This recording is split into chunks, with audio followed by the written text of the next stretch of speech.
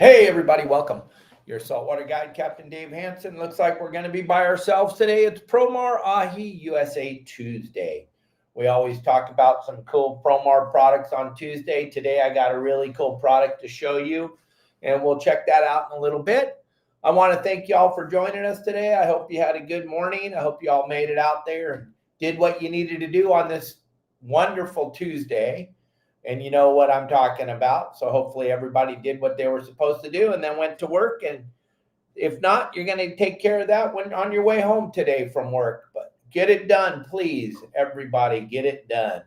And thank you, Promar, very, very much for taking care of myself and Justin and Pablo and Al and making sure we're always got really cool products. We really appreciate everything you do for us over there at Promar. We couldn't do these shows on Monday and Tuesdays without our sponsor, Promar. So thank you very, very much.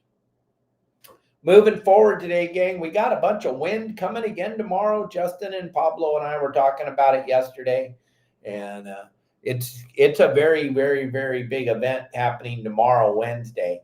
If you look at windy.com or whatever you use to check out weather, you'll see this Santa Ana condition is going to be kind of scary tomorrow. They're talking possible gusts to 65 miles an hour.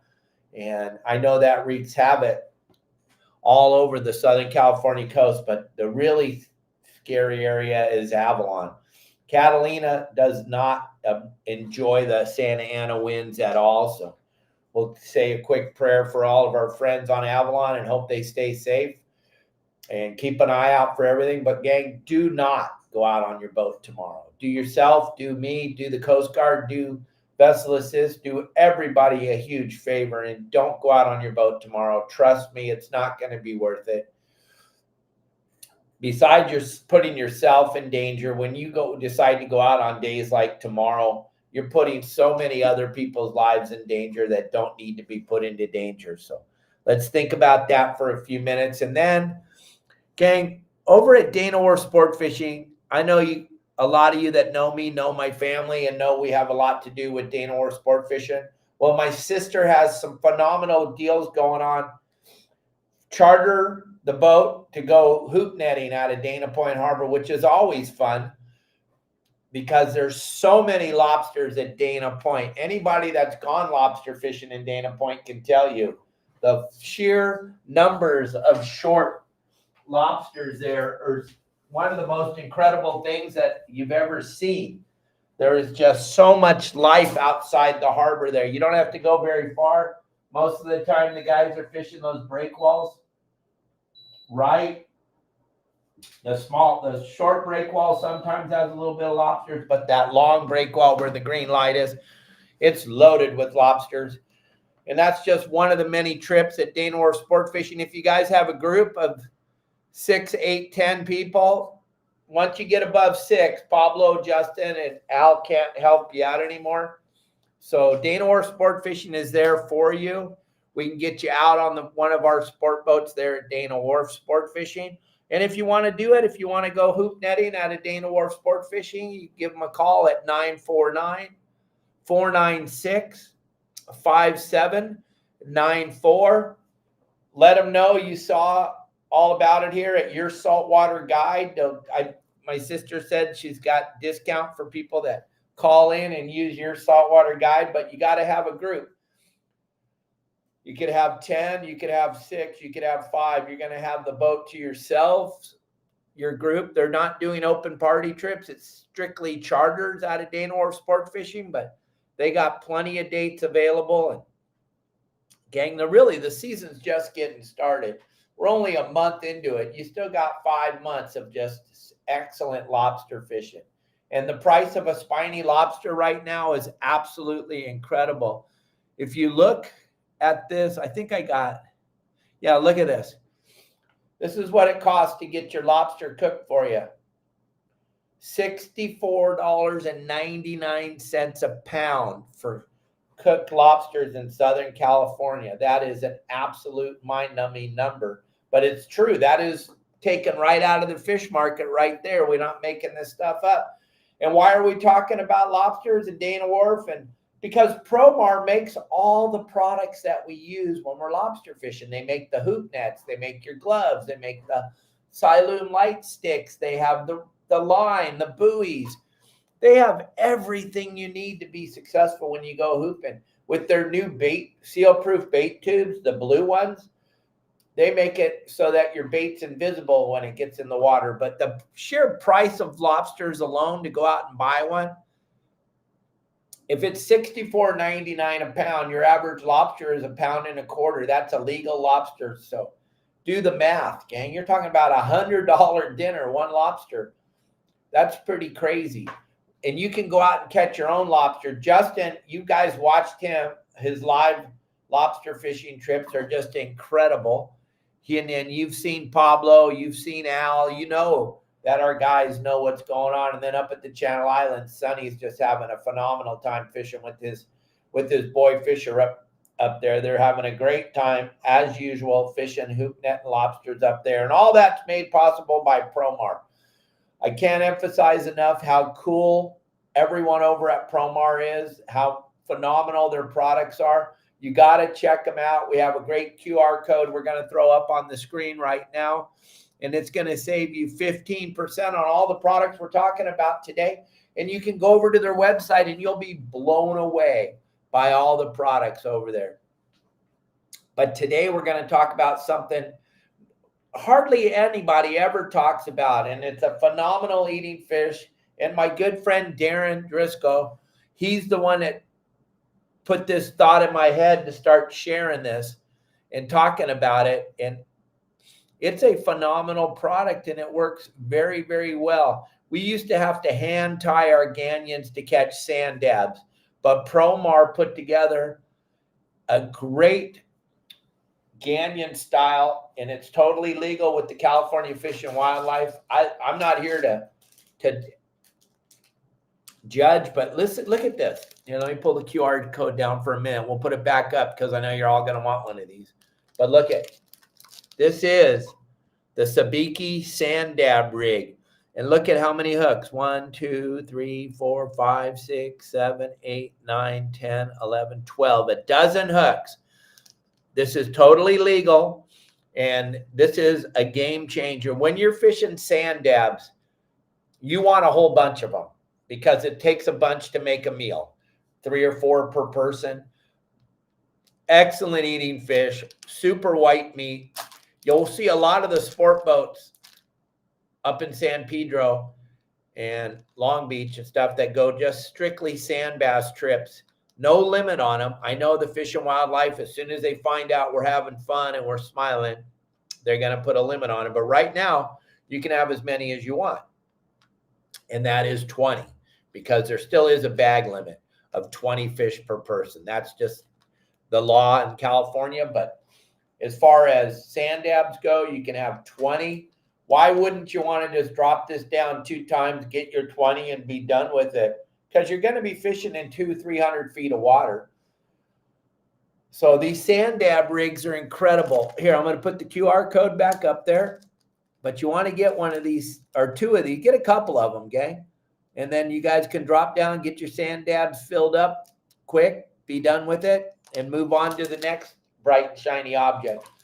But sand dabs are phenomenal to eat, and this rig makes it super fun to catch them. I like to rig it up with a 6-ounce weight on the bottom, and then I'll put a 2-ounce weight on the top of the ganyon. You got a swivel on the top and a swivel on the bottom. They're both snap swivels, if you see them right there. And so why do I put a 2-ounce on the top and a 4-ounce on the bottom? Because I want this thing to lay flat on the bottom so that all the sand dabs can get them. If you've ever seen the sand dabs, they lay flat on the bottom. They look like a little miniature halibut, if you will. But what's going to happen when you go to a restaurant, you're going to see $25, $30 for sand dabs on the menu. At most seafood restaurants, they have a sand dab on the menu, and these things are so good, and there's so many different ways to cook them, and we'll talk about all that today. Where do we go to fish for sand dabs? Well, on our website, yoursaltwaterguide.com, we have a plethora of rock cod spots, right? And you guys know when you're on the spot, because you're catching rockfish, when you know when you're off the spot because you're catching sand dabs. So what I would suggest is if you want to get a big bucket of sand dabs to take home and have for dinner, go around any of our rockfish spots on our hot spots videos and get off of them. Once you see the rock, try to not drop your sabiki sand dab rig on the rock because you're going to catch those little rockfish that live there. But try to drop it on the sand on the sides of it. That's where all the sand dabs are stacked up. Also, there's spots that we share with you on our website that you can also get sand dabs. Catalina, when we had Michael Folks on this show, we shared how he caught his swordfish right in front of Avalon on the sand dab grounds right there. And you guys can do the same thing. There's so many different ways to catch sand dabs, but no one ever talks about it. No one ever has a show about sand dab fishing. No one ever even thinks that anybody would want to do that. Well, my client, my friends, my family, my buddies and pals that are on here, they love to catch fish and they love to eat them. So I'm sure everybody's appreciating us talking about them. I'm just trying to share this with as many people as I can while I'm talking to you, gang. But sand dabs are easy to catch and fun to eat because you eat the whole fish and you just peel the meat off of the spine of the fish with a fork and it just flakes right off. One of my clients used to call them Pop-Tarts because he goes, if you wanted to, Dave, you could put them in the toaster. They fit right in the toaster. I mean, yeah, what a mess that would be. But really, you just take some garlic and some butter and you throw it in a pan and let it get really hot. Take that sand dab, you cut his head off, you cut his guts out, you scrape the scales off the top and the bottom of them, lay that thing in there with the skin on in the frying pan. About a minute on each side, it's done. Pull it off, put it on your plate. You can pull that skin off once it's cooked. As you pull the skin off, then you're just going to be sitting there with white, snowball white meat. And you can just slowly pick that off with your fork. But gang, the thing about it, my whole life fishing sand dabs, whenever my clients or my owners would want to fish sand dabs, I'd have to tie up a bunch of ganyons, put a number 4 hooks on them, tie a whole bunch of them in a line, and then put a sinker on it, drop it down to the bottom, and get all tangled up, and then we'd have to do it again. I couldn't even believe it when they came out with these sand dab rigs at Promar. I was like, you got to be kidding me. These things are already pre-tied, pre-rigged up, dozen hooks on them, totally legal. Drop it down to the bottom and load up. How cool is that? What a spectacular rig. And if you want to know more about them and how to use them and all that stuff, just check out my website, yoursaltwaterguide.com, and we'll do it all day, every day. He's going to be on here. Absolutely. Art is fully able to come on here now. He called me up yesterday. It was a misunderstanding by my side, Matt. He's a good human. He's a good guy. He was trying to be funny, and he apologized from the bottom of his heart, and he loves watching the show, and he doesn't want to not be a part of the show. So we're going to be cool to him because he was cool to me. He actually called me yesterday. But what didn't happen yesterday is I kind of put something out there to go over to that website I talk about once in a great while and look at the massive amount of hate going on over there. And one guy went over and he picked the wrong post. It's in the fishing chit chat, and you can see what I'm talking about. If you got thick skin, go try to leave a positive comment about me and stand back and watch. It's mind-numbing, the amount of hate. It's the craziest thing you've ever seen, gang. But whatever. I think it's funny. I really get a kick out of it, and I really appreciate it if some of you went over there and said something kind. But gang, check out that QR code. Grab that to use it to get discount on these, discount on all your Promar products, your landing nets, all your hoop net gear, everything you need. Grab the QR code, go over to the website, check it out. You'll be blown away by all the stuff they have. Besides these sand dab rigs, you got the lures, you got the live deception flash jigs, you got the landing net, the Pro Mesh series landing net that you have to have by law on your boat. and just so much more. And we talk about the GT4 fluorocarbon almost on every single show. The stuff is insane. It's very pliable. It's like using monofilament. Because I don't know if any of you have ever tried to tie fluorocarbon. It's very, very stiff. And I asked Steve and Ben when I was at ICAST, I asked them, how did you guys get this to be so supple and so easy to tie? And they said, because when it comes out of the extrusion machine, normally most companies let it go through the wheel system and then right onto the spool and ship it out. They put it through the wheel system 3 times, which makes it supple and easy to tie. And that's all super important, especially when we're out fishing on our boats and we're in a hurry to get our bait back in the water. You want to be able to tie your knots, and you want to be able to tie them easy. So that's what works so well. What website? Your Saltwater Guide is the website. What size are these? They are, the hook size is 1/0, and the line is 80 pound, and the hooks are 12. It's right there. There you go. And it works flawless. And why 1/0? Well, we don't really want the small sand dab. You can get a bazillion of those, but you want the ones that are a little bit bigger because they're just a little bit better when we sit down to eat them for dinner.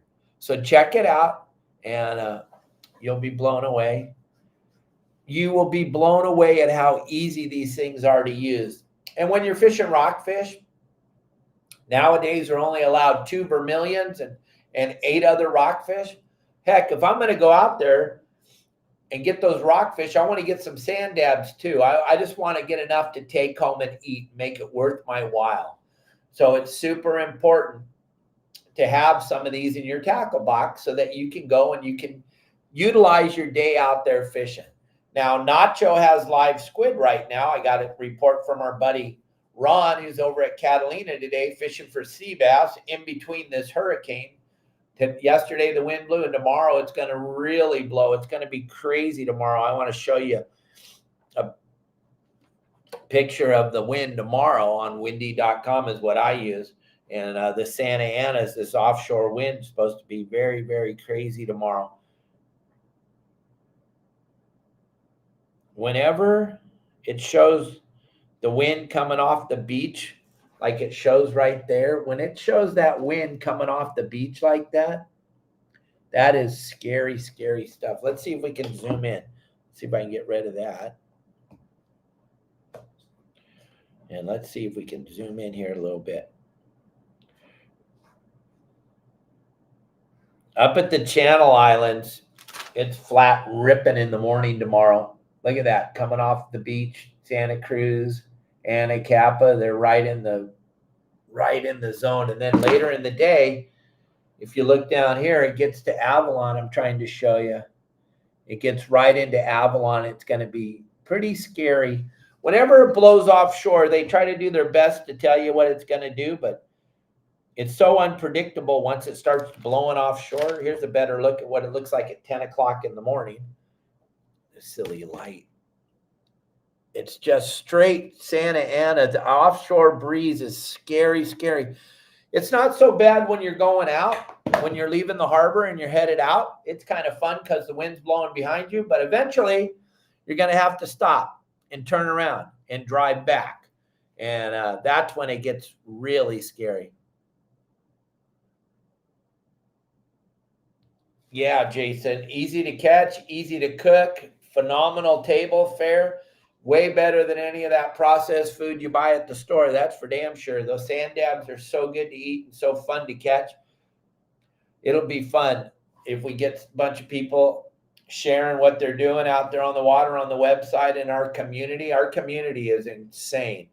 The amount of quality people on the community and the amount of people helping each other at Your Saltwater Guide is just crazy to me. How many people care about each other, and it just shows you that that's still available in the United States of America, and you wouldn't know it by watching what's going on, especially today. But okay, we got to talk about this.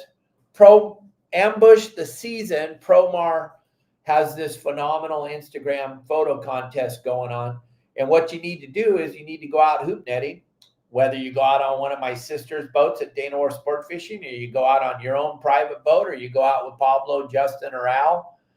You just got to take a picture of your legal lobster in a Promar ambush hoop net, and then post that on your Instagram page, your Instagram, not Promar's, not your saltwater guide, on your personal Instagram page, and hashtag it Promar24.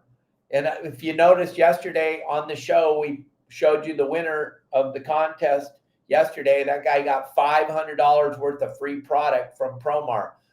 But what he didn't get the extra $50 because he didn't have a Your Saltwater Guide shirt on. If he would have had a Your Saltwater Guide shirt on, he would have got $50 more worth of stuff, a shirt just like this one. And then if you're going on Pablo, Justin, or Al's boat and you catch the largest lobster of the year, you're going to get $1,000 worth of product from Promar, Okuma, Deckhand Sports. They're all going to jump in and donate at the end of the season in March when the season ends. Whoever caught the biggest lobster wearing one of my shirts or one of my hats, you're going to get $1,000. And last year we gave $1,000 cash away. This year we're going to give $1,000 worth of product away because we have such cool sponsors that all wanted to be in on it and all wanted to be a part of it. So you'll get a handful of stuff from Promar, a handful of stuff from Deckhand Sports, and a handful of stuff from Okuma, which will come out to be well over $1,000. We say $1,000, but you know it's going to be more than that. And then we got the Pacific Coast Sport Fishing Festival coming up in the first week of March, which is going to be super exciting. You listened to us talk about it yesterday, and we're going to have our booth over in the tackle area this year. So we're going to get to see Promar. You're going to get to see Deckhand Sports. You're going to get to see Okuma. You're going to get to see all of our sponsors. It's going to be a fun event. We always have a good time when we go to the PCS show. Kelly and I are overwhelmed by all the people that come and hang out in our booth and talk to us. It's going to be a great event, and we'll have all kinds of fun stuff to do. When is the wind supposed to die? Thursday. It's supposed to be all gone Thursday afternoon, and then it should be just a absolute gorgeous weekend. We're hoping and we're praying we'll have it all for you on the game plans that come out on Thursday afternoon. And tomorrow we got Bill Barney joining us, surf fishing guru, dude, and it should be fun. I'm looking at the weather while we're talking to see. It looks like Thursday morning we still got Santa Ana's blowing up at the Channel Islands and down in Mexico, but it looks not too bad on the beach. Friday, flat calm. Friday looks gorgeous. Saturday, outside, Tanner Bank, Cortez, windy, but all along the beach. It's going to be nice. And Sunday, it's going to be absolutely spectacular. Sunday's like butter everywhere. That's crazy how nice it is on Sunday. Look at that. It's going to be really nice weekend of fishing locally. You can get out there and load up on those sand dabs. You can get out there and catch your deep water rockfish. And something that you all need to understand too is we had a member last weekend. I don't want to mention his name, but he got the ticket at Catalina fishing rockfish backside of the island down around Salta Verde. They were fishing rockfish, deep water. They didn't have their descending device hooked up to fishing pole. This unit right here, this is from Promar. This is your descending device. They didn't have it hooked up to the rod. They had it in a drawer in their tackle box. Gang, we talk about this all the time. You have to have it on a rod. It doesn't even matter if the rod has enough line to get down to the bottom. It has to be on a rod, gang. It's the craziest law, but it's the law. And they're writing these tickets. And these are easy tickets. They come up, they see you have rockfish in your cooler. They ask you right away, where's your descending device? It's in my drawer. My goodness, you just gave them a low-hanging fastball, and they're just going to hit a home run. Let's not be those. It hurts my heart when members of our website get these silly fines that you shouldn't get. Like last year, the guy that got the fine for not having a landing net on the boat. We talk about all this stuff over and over and over again, gang. I know we've flooded Promar with everybody that got a descending device at the beginning of the season. They couldn't make them fast enough. They had everybody in the office making them. And then to have someone have one, have it on your boat and not have it tied to the rod. Get your descending devices. Get everything you need at Promar. There's the QR code again. If you don't have it, that's going to save you 15% on any product you get at Promar. Make sure you put them on the rods and make sure you're fishing compliant, especially if you're wearing one of my shirts, for goodness sakes. You want to make sure you're fishing compliant. And then another thing, gang, supposedly somebody left some stars again last night. So if you guys could go over there to Facebook and try to leave a star again, we'll see if it's working. But I'd really appreciate if everybody on here went to YouTube and subscribe to our channel on YouTube. If you could go to our YouTube channel, Your Saltwater Guide, and subscribe to my channel, hit the like button, and then hit the notification button so you know when we go live. Because you don't want to miss. We're always bringing up new stuff. We're always no stars again today. All right. Well, somebody was able to.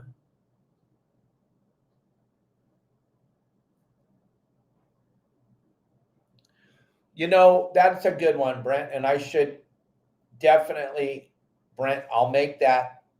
We'll put it on the website, a checklist of the things you must have on your boat. It's kind of something that's important, because here's what happens, gang. When you sign your fishing license, you are telling the Fish and Wildlife that you're complying to all the rules. So when you put your signature on your fishing license, you're telling them that you have, well, thanks, Darren, and I don't know why, or Jeanette, I don't know why they're not working. According to Facebook, everything's supposed to be working. But when you sign your fishing license, you're telling them you're being compliant. You understand the rules.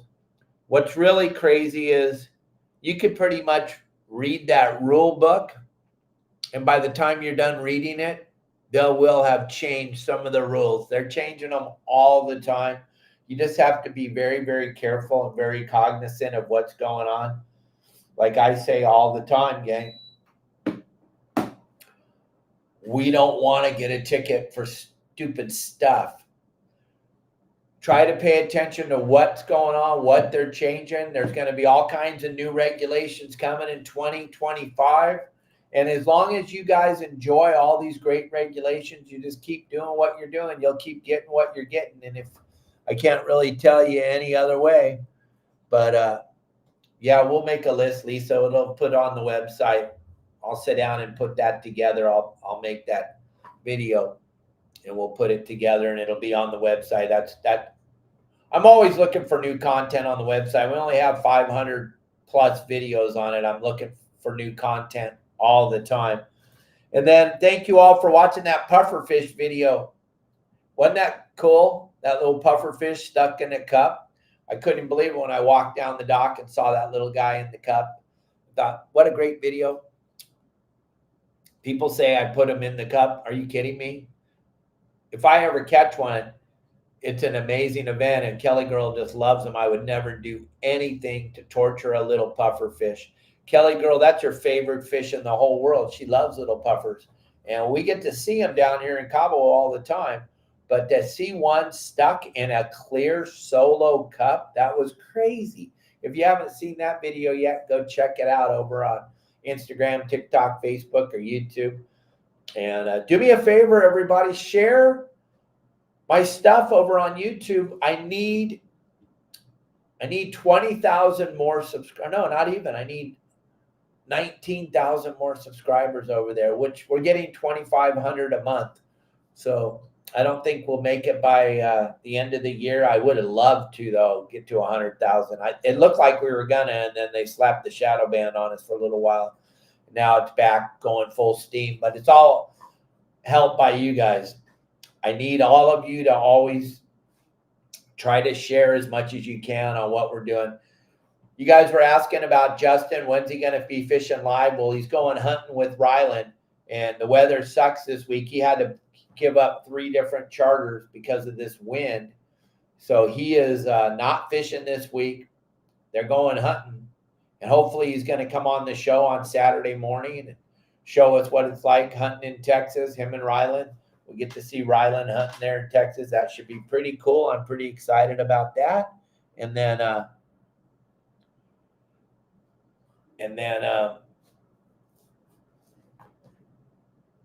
I'm sorry. I just got a weird message. And then we'll do the fish reports on Saturday morning at 9 o'clock like we normally do, 9 o'clock Pacific Standard Time. Everything's weird right now down here in Cabo because you guys are playing that game up there again, daylight savings time. I don't even know. How much longer are you going to play this game, California? This was set up for the farmers. Every time I come up there, I look around, I see no farmers. I don't know why we're still playing that game up there, but it really messes up my math down here. I have to do math every day now. I got to think, what time? Oh, it's right now in Cabo, it's 1:32 in the afternoon. On the show, it's 12:32 in California. I don't know why you guys are playing that game, daylight savings time. Ridiculous. But you know what it is good for? It's good for all of us hoop netters because now it gets dark at 4:30, which is great because you can get your limit of lobsters and be back home before 10 o'clock at night. So that's one good thing about it. I think that's the only good thing. That's the only good thing about it. Other than that, it sucks for me. I hate doing math. I'm not a math major. It always blows me away when I'm like, oh, shoot, I'm supposed to be live right now. Then I'm like, oh, no, it's 12 o'clock in Southern California in an hour. Calm down, Dave. He hasn't figured out how to tax it yet. Jeanette, as soon as he figures out how to tax that, he'll figure it out and change it. Crazy dude. Crazy lizard man. He's crazy.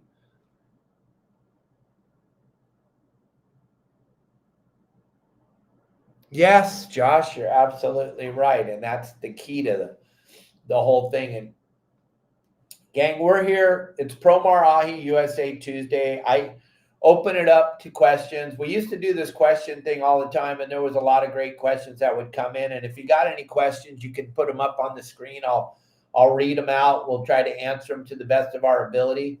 But I need some help today with the show, with the rest of the show. I need some participation from you guys.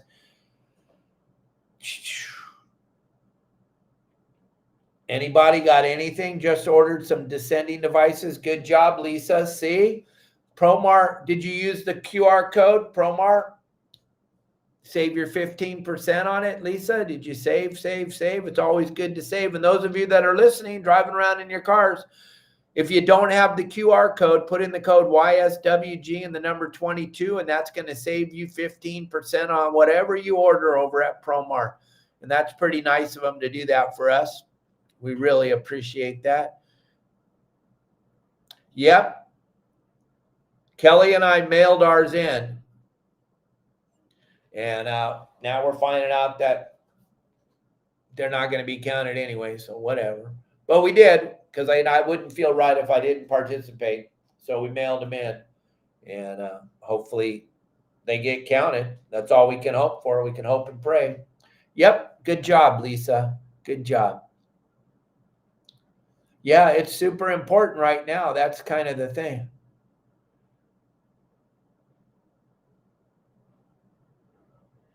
Oh, that's an easy one, Dave. You know how you can tell? Put your finger in its mouth.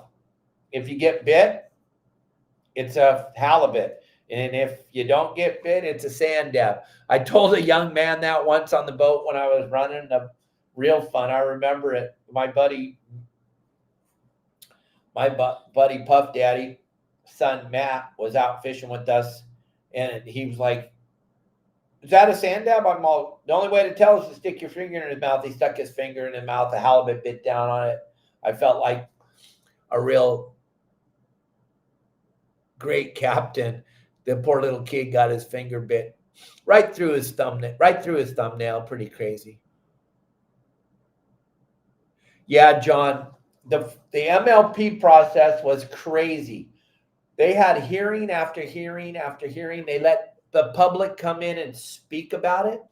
And it was absolutely the craziest thing I'd ever seen in my lifetime. Now, I haven't done a lot of political stuff in that arena of closures and everything, but here's how it went.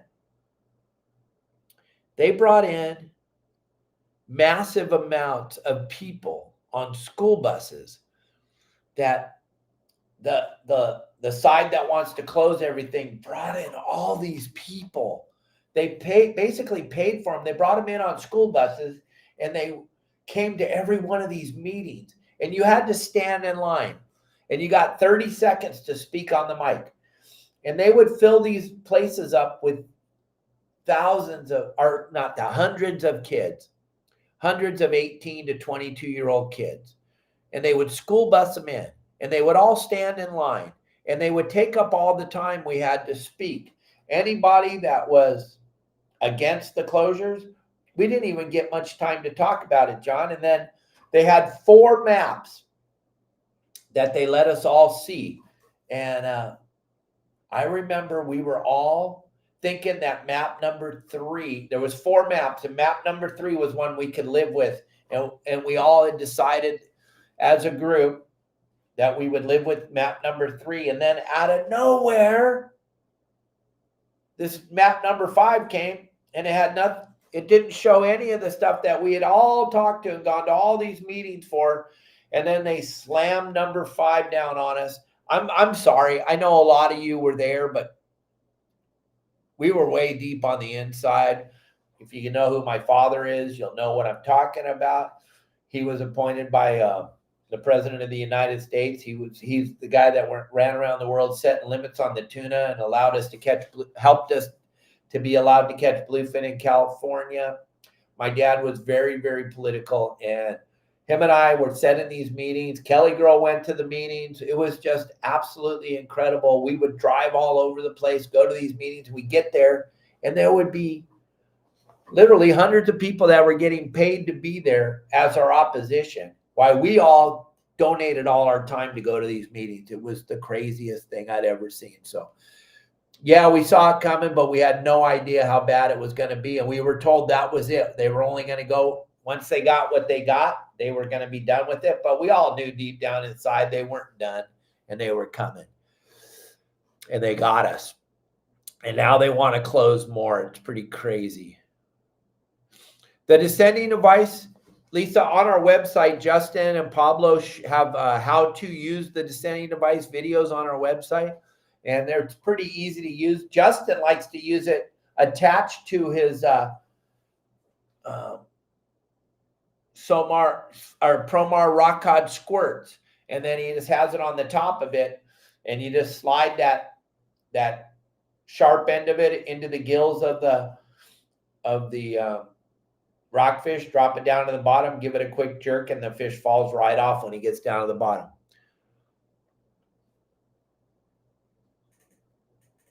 Okay, so let's see. When kite fishing, what electric reel do you prefer to use for the kite? Well, what I used forever was the Daiwa electric reels, because my good buddy Mark Mills at Daiwa was able to donate a couple to me. I know Okuma's coming out with an electric reel. The really good thing about all these electric reels, and you can't go wrong, you just have to have one. The only reason we use that electric reel is because when you get bit, you can just push the button to bring the kite in by all the commotions going on back there. And we did it by hand for a long time, and that takes one of the guys out of the mess. So we like to use the electric reel to bring the kite in and bring the kite out. Now they got those little battery packs. I saw and her husband fishing on Don Hansen Day. They had those little Jeanette, you had that little battery pack with me. I thought those were really cool. I had never seen them before. We used to have to use a car battery and just bring it on the boat with us, set it on the deck on a gunny sack or on a towel, and hook the reels up. Now you got the battery pack, fits in your pocket. You can just carry it around in your backpack and throw that thing on there. It's really cool. Why do people prefer star drag for casting? That's a good question, John. It's because when you're using that the lever drag, first of all, the reel's going to be way heavier.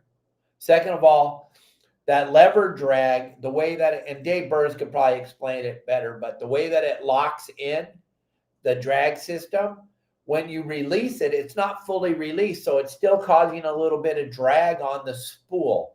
So when you have the star drag, the minute you click it in free spool, the drag's not touching the spool anymore. So the free spool is much smoother on a star drag reel than it is on a lever drag reel. And 99.9% of the time, gang, the lever drag reels, they kind of just sell them to people because they think they need one. I personally am not a big fan of the lever drag reel because you have to pull it out of gear to adjust the drag in the middle of the fight. I like the star drag where I can loosen it up or tighten it up with just a couple little turns with my fingers, where the lever drag, you got to pretty much take it out of gear to adjust the drag. And if you didn't have it adjusted before the strike. Now on the bigger reels, yeah, they're using those. There isn't a big star drag reel anymore. Back in the old days, 10, 6/0, 9/0, they all had star drags, but you're not going to find a big reel anymore without a lever drag, but you're not really casting those. But these smaller reels with the lever drag, it's kind of not even, it's not necessary. Why do they make them? Because people buy them. Because people will buy them, but they're not necessary in any way, shape, or form. Just like the 2 speeds on the small reels. Are you really? I don't know. I only fish a lot, so I don't really know what I'm talking about, but I've never gone, oh my gosh, I wish I could have clicked it in low gear when I'm winding in my white sea bass. And I'm not going to fish giant tuna on a small reel anyway. I'm going to fish it on my 80 wide or my 50 wide or my 130. I'm never going to fish them on a little reel. Those big reels at the end of the fight on those big bluefin or yellowfin, clicking it into low gear and putting the rod on the rail and just grinding them in, winching them in, that's awesome. But on these little reels, star drag's the only way to go, and you don't really need a 2-speed small reel. That's kind of a way. And I know my biggest sponsor, Okuma, they make them. They make those 2 speeds, and the reason why is because people buy them. And if you have them and you got them, great, but you don't really need them. They have so many bitchin' star drag reels. Kelly Girl asked a great question. Can we hoop net in Mexico? Absolutely not. The lobsters in Mexico are for, you can't even, as a Mexican citizen, you can't hoop net for them. They are strictly for the commercial fishermen. There's a giant co-op, if you will, that is subsidized by the government, and these guys all commercially fish lobsters in Mexico for the government. It's a giant co-op. They're getting paid, whether they catch 100 lobsters or they catch 5 lobsters, they're getting paid the exact same amount. And the lobsters are just for them. Very murky. Oh, I can only imagine if the water's all murky and all stirred up, Jason, absolutely. They're probably going bananas. It'd be a good night to go hooping inside of one of the harbors, because even though the Santa Ana winds are going to blow tonight, it's not going to be that bad. Tomorrow's the bad day. But at Long Beach, LA, somewhere out of the inner harbor, get out there to the breakwalls, because you got that swell and you got all that murky water going on. You got a good chance of catching some lobsters. But there's so much cool stuff going on with the lobsters, gang, with the rain and all the other things that are going on. As soon as we get some weather inside of LA, Long Beach, or San Diego Harbor, the whole thing's going to change. But right now we have a swell. that's creating this murkiness in the water, and it's allowing the lobsters to crawl. Why do they crawl better when it's murky and dirty and there's a swell and there's rain? Well, because you got to remember, and we talk about this all the time, everything wants to eat a lobster. Everything wants to eat a lobster. Calico bass, black sea bass, people, octopus, they all want to eat the, never ever use grunion for bait for lobster. No, Matt. Grunion are too precious to waste for lobster bait. Grunion are too fun to fish with for calico bass and halibut and all that other stuff. I would never waste them. Plus, there's no oil in the grunion, so it's not a real oily fish. It's not going to put out a lot of scent in the water. It's not going to do much for you. Where the sardines, the anchovies, the mackerel, very, very oily fish, very, very, the breakdown of the fresh bait, the electrical force, remember the long antennas? When you have a bunch of grunion in a bag, they're already dead. They're not going to be giving off much of an electrical source. Plus, there's not much oil to them, so there's not a lot of scent going in the water and create anything to happen. So that's why I always say sardines, anchovies, or mackerel, whatever you can get fresh. The fresher, the better. But that grunion only good for fishing, not for lobster bait. Let's see what else we got. Oh, okay. Well, you got me to talk about it anyway.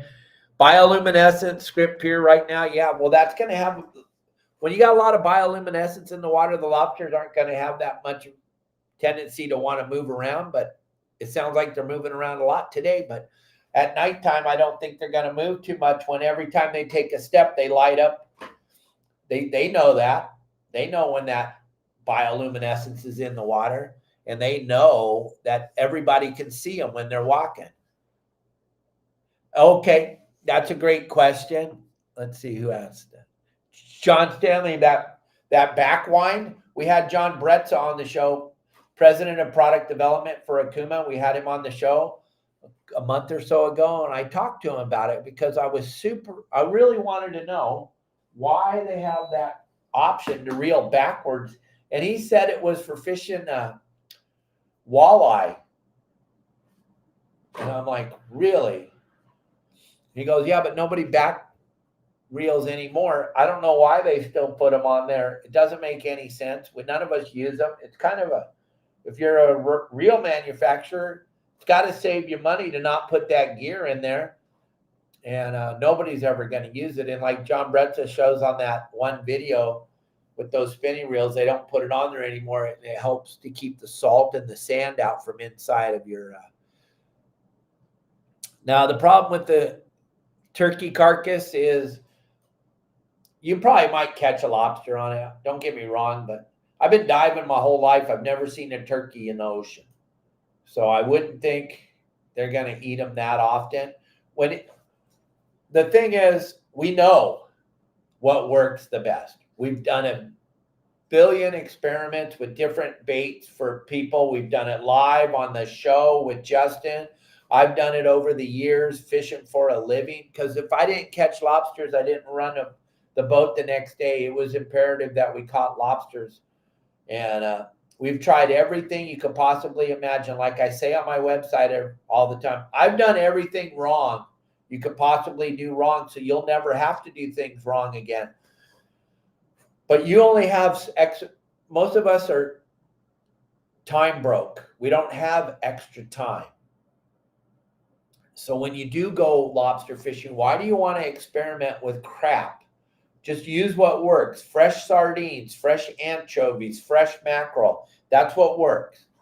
Now, if you have your limit of lobsters, Lisa, then go play around with some other stuff. If you caught your limit, you got a turkey carcass on there, throw it in the hoop net, see what happens. But my time is so valuable and lobsters cost so much. Absolutely, Devin. Like Devin said, all of our California spiny lobsters, they're the most sought after lobster in the world. If you were to be in Dana Point or Oceanside or San Diego in the afternoon when the lobster fishermen come in to sell their catch, about 90% of it goes into vans and it goes with tanks inside the van to keep them alive. They go straight to the airport, and they're on a jet flying to China, and they receive them in China alive. And then they're paying over $100 a pound for California spiny lobsters. And I know this argument, we have it every year with those of you from the East Coast, those big crawdads you guys catch with the claws that you guys like to call lobsters. We all know they're crayfish. That's what their real name is. Those things are like $2.50 a pound. Those things are like $2.50 a pound. Ours are $100 a pound. That's why ours are the best. I know when I was a little kid, I used to think paper money sucked and I wanted metal money. I wanted change. I was like, I don't want that paper. I want change. That goes in the vending machine. I can get my candy bar with it. Same thing with the lobsters, gang. If a lobster is $100 a pound or $2.50 a pound, that's $2.50 a pound or $100 a pound. Which one do you want as a fisherman, as a commercial fisherman? I want the one that costs $100 a pound. I'm sorry. But then Tommy Gomes, he was on the show last year, and he's like, Dave, knock it off. Everybody has their own preference, what they like to eat. You can't tell people what they like to eat. You're absolutely right. But I promise you, if you think those crawdads or crayfish back east that have claws taste better than ours, that's because you've never eaten ours. You've never tried a California spiny lobster. Why haven't you tried one? Well, they're $100 a pound. That'll slow you down quick. When you go to your local grocery store and you see those in the aquarium inside the grocery store, remember, those are farm raised. They got a warehouse in Costa Mesa that raises those. They got a warehouse up in Port Hueneme that raises those. Those ones with the claws, they ain't coming from the East Coast, gang.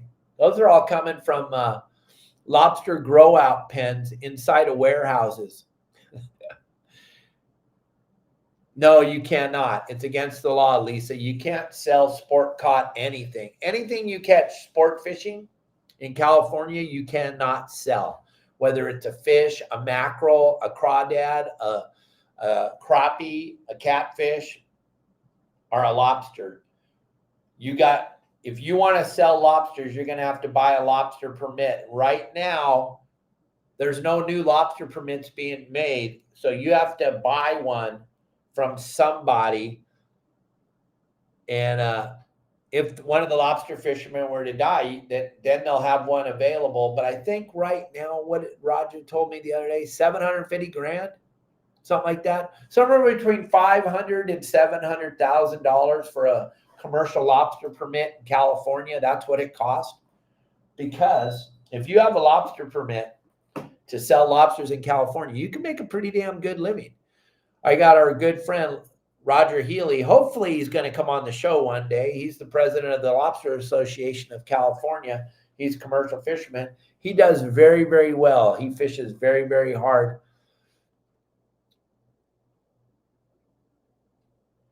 He fishes very hard and makes a very good living. Right now, lobster, like we showed you on that one picture, I'll show it to you again because we got a lot of people that just jumped in. This is real. This is a real live picture coming from a real live fish market. And I think it was in San Pedro. I'm not sure. Whoever sent it to me, thank you. But look at that. $64.99 a pound for a cooked lobster tail. That's right now. That's real. It doesn't get any realer than that. And you got to think, why do you keep saying $100, Dave? Well, that's what they're paying in China. The Chinese people, when the lobster flies from California to China, when it gets there, they're selling them at the fish market for $100 a pound. These are being sold in California at the fish market for $64.99 a pound. Now, there's some fish markets that might sell them a little bit less. There's some that'll sell them a little bit more, but that's like the going rate.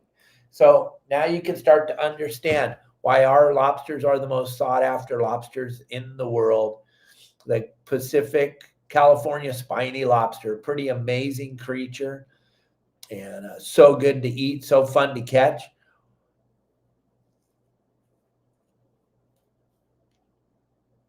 Well, Matt, that's a great question. Why don't the Fish and Wildlife do more? Well, you got to think, and you're in this industry. Budget. I'm not out of my mind, Carlos. That's a fish market. That's not me. That's a fish market in California, Carlos. That's what they sell them for, bro. I'm not making it up. Someone sent us that picture. We're not out of our minds. I go fishing for lobsters. I have a bunch of them in my freezer downstairs. Most of the people watching here, Carlos, go fishing for fun to catch lobsters. That's what I'm telling you. That's why it's beneficiary to you to go with Justin, Pablo, Al, or go out on my sister's boat out of Dana Point. Go for a couple $100 for a night of lobster fishing. All you got to do is catch 2 lobsters and you've already made your money back and your limit's 7. But it's all about the whole process. But Matt, back to what you were saying. Could you imagine how much money Gavin Newsom would have to give back to law enforcement in order for them to be on every pier up and down the California coast to stop the people snagging and doing all the things they're doing? I mean, when the Fish and Wildlife walk down, let's just say San Clemente Pier, Fish and Wildlife pull up in their car, get out of their car, all of a sudden, from one end of the pier to the other end, they all know they're coming. They're coming. There's no way around. They're making phone calls. Everybody's telling each other, here they come. They're coming. All the illegal stuff starts getting put away. You know this better than anybody. But the number one problem is they don't have the money to have enough fish and game officers to police all the things that are going wrong. So they have to figure out what's the best bang for their buck. Where are they going to get the most? They're going to put a Fish and Wildlife at the launch ramp. That's where they're going to get the most bang for their buck. They're going to get you when you're coming in, when you've had a couple of adult beverages and you're coming in and you got 4 or 5, 6 short lobsters on the boat, or you got some short fish or whatever, and you're going to the launch ramp. They will wait until you get your boat on the trailer, and then they'll just come moseying on over and they'll get you. But if they come to a pier, there's not a lot that's going to happen. They're going to get a guy once in a while, but they're not really going to get a lot of people because the word's out. Everyone's starting to hide. Everyone's starting to leave. Everyone's starting to do the things that they do. So that's why but yeah, it's hard to imagine thinking that they could put enough people out there. It's hard to imagine they put enough. I'm sure it is double if you could even get a spiny California lobster. Let's see, $79 a pound there. It's not fake news. Yeah, there you go. And I don't know what you're talking about, Carlos. Nice. I'll tell him you sent me. Who are you going to tell? Where are you going? What are you doing? What are you talking about? You're going to tell somebody I sent you? That'll open a lot of doors. Go after us who usually follow the rules. Well, right. Well, think about it like this too. Those of us that have a boat, we're already an easy target. We're the low hanging fruit. We can pay the fine. They know that because we own a boat. So they know it's not worth it. It's not financially feasible to send them out on a pier when especially when it's lobster season. I want to send the Fish and Wildlife guys to the launch ramps. Make it easy. You don't have to burn a bunch of fuel. You don't have to chase a bunch of boats around. They're coming to the launch ramp. And you could, Carlos, call Pablo or Justin or Al or Dana or Sportfishing at 949-496-5794. Here's Captain Al Clowers in San Diego. I don't know where you're at, Carlos, but there's Al's number in San Diego. There's Justin's number in Long Beach. Here's Pablo's number in Mission Bay. Any one of those guys can get you out there and get you fishing lobsters and having fun with your family. And then if you're in the Dana Point area, you just call my sister at 949-496-5794, and she'll be more than happy to get you out on one of her boats and get you out there hoop netting, catching your own lobsters. And I'm with you 100%. $69 a pound is outrageous, but think about this. You're a lobster fisherman. That's what you do for a living. Everybody else is getting 69 bucks for a pound. Everybody. Why would you sell it for less? Just like, I'm sorry, but rent control. That blows my mind. I would be pissed off if somebody came to me and told me how much I can rent my apartment building for. I can rent my apartment building for whatever people are willing to pay. It's not price gouging. It's the dumbest, it's the most communistic thing I've ever heard in my life is to deciding rent control, deciding what I can charge for rent on the building that I bought with my hard-earned money, and now I'm renting it to people. If I can rent the building for $1 million a day, I'm renting it for $1 million a day. Don't come in here and tell me what I can rent it for. Just like don't tell me what I can sell my lobsters for. If someone's willing to pay 69 bucks a pound, I'm selling them all day for 69 bucks a pound. Common sense has left the building in California, gang. It has gone. Drove off a cliff or something. It's rent control. Every time I see that, I just about want to vomit, because that's crazy to decide what I get to charge for rent. But don't forget, ambush the season with Promar. You're all got brand new month. It's only the 4th. You all got an opportunity to win $500 worth of product. Also, you can get $50 more of product if you're wearing one of my shirts. How do you win? There's the requirements right there, but it's kind of small, so I'll let you know. Post a picture of a legal lobster in a Promar ambush net. Then take the picture, then post it on your Instagram page. Not mine, not Promar's, your Instagram page. Yes, you have to have an Instagram page. I know it's terrible. It's free. You can get it for free. You can have an Instagram page. You can be the guy or the gal that posts the picture and get your name picked out of the hat. You got a hashtag, Promar24, and then post it. And like Justin and Pablo and Al and I were saying yesterday, take that one day you go, take 30 pictures, post one every day. Take 30 pictures, different angles, different things. You can't post the same picture 30 times, they'll know. But take 30 pictures on that trip when you went out. Put the lobster on one side of the net, the other side of the net, upside down, right side up. But post. Free $50 or free $500 at Ambush the Season. There's so many ways to win, and they're going to be giving this away every month. We just showed the winner yesterday on the live show, gang. I want to thank you all for watching our show today. I hope you enjoyed it. Check me out, Your Saltwater Guide, over on YouTube. I need everybody to go to YouTube and follow me, subscribe, notification button. And good luck tonight. I hope your candidate wins. I do. You know who we all want. We don't need to talk about that anymore. I love fishing, and I want to keep it open. And there's only one way to do that. But I don't want to tell anybody what to do because I'm tired of getting banned on social media, which is pretty crazy.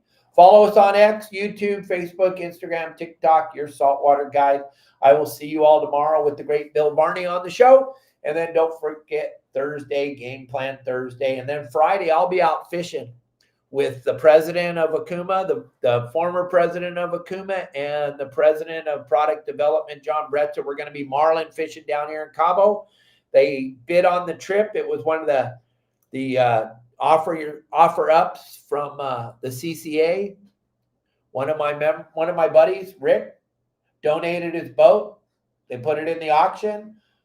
Okuma had the highest bid, and we're going fishing on Friday. So we'll be live out on the water on Friday with the Okuma guys.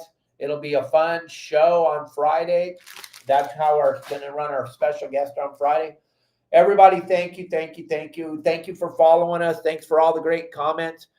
Don't forget, if you got thick skin, go over there and post something nice about me over there on that other website. Thank you all very, very much. Have a great day. Turn off the news. They're all lying. And I will see you tomorrow. Tomorrow should be a very exciting